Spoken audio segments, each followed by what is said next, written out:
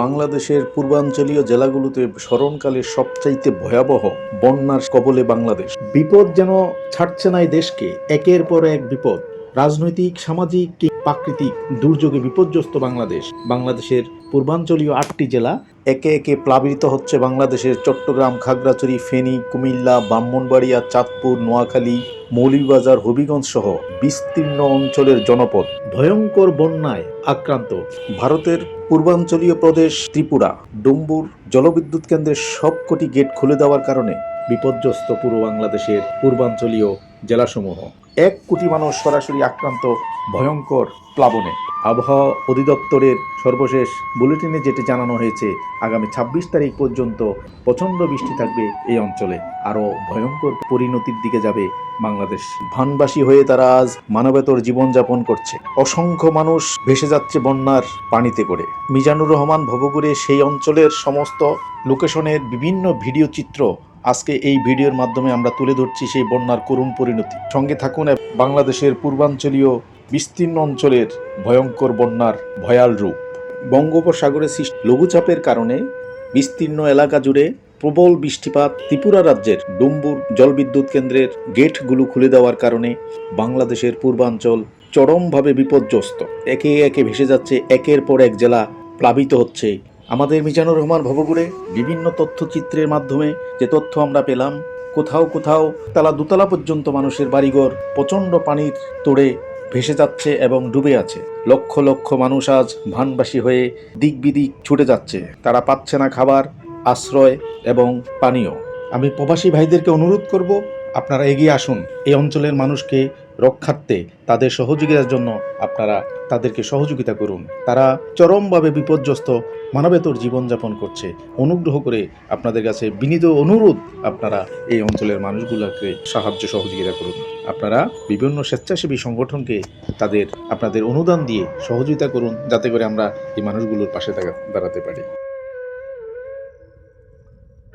চরম বিপর্যস্ত দেশ বাংলাদেশের এক স্মরণকালের ভয়াবহ বন্যা বিস্তীর্ণ অঞ্চল জুড়ে বিভীষিকাময় পরিবেশ সৃষ্টি করছে। সবচাইতে আক্রান্ত জেলা হচ্ছে ফেনী এবং কুমিল্লার 14 গ্রাম।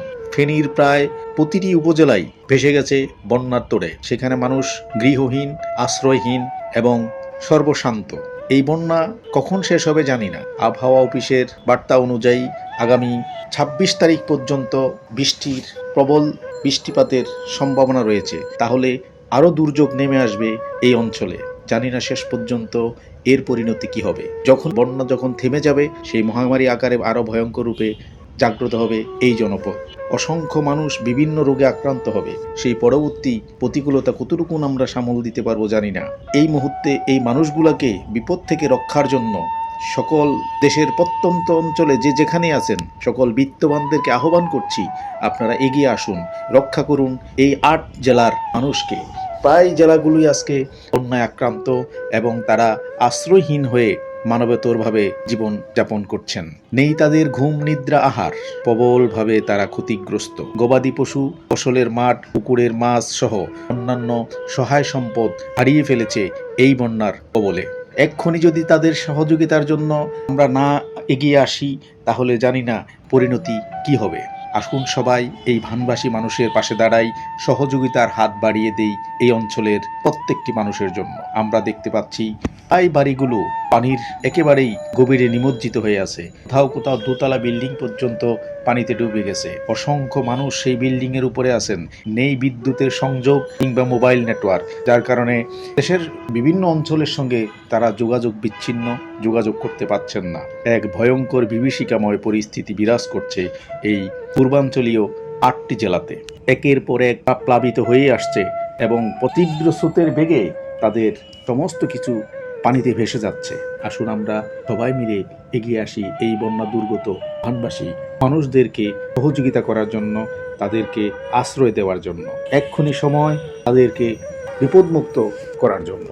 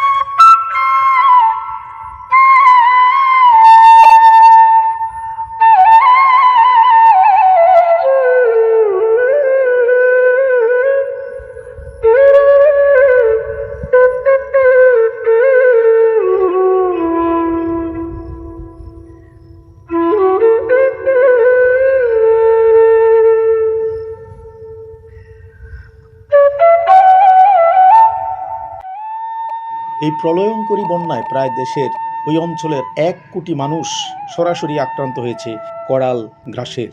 অসংখ্য মানুষ মৃত্যুবরণ করছেন, পানিবন্দী হয়ে আছে লক্ষ লক্ষ মানুষ। তাদের নেই খাবার, নেই ঔষধ কিংবা আশ্রয়ের কোনো স্থান। পুরো অঞ্চলটি আজ পানিতে প্লাবিত। তিল পরিমাণ জায়গা নেই যেখানে শুষ্কতা বিরাজ করছে। পাশাপাশি বন্ধ হয়ে গেছে প্রত্যেকটি উপজেলা শহর থেকে জেলা শহর পর্যন্ত আঞ্চলিক সড়ক, মহাসড়কগুলো। মানুষ সম্পূর্ণ যোগাযোগ বিচ্ছিন্ন। বাংলাদেশ সরকার তথা বিশ্ববাসীকে আমি আহ্বান জানাবো, আপনারা এগিয়ে আসুন আমাদের এই দেশের এই অঞ্চলের মানুষগুলোকে, তাদেরকে সহযোগিতা করার জন্য, তাদেরকে বাঁচার জন্য বিশ্ববাসীর কাছে আমার অনুরোধ, আপনারা এগিয়ে আসুন।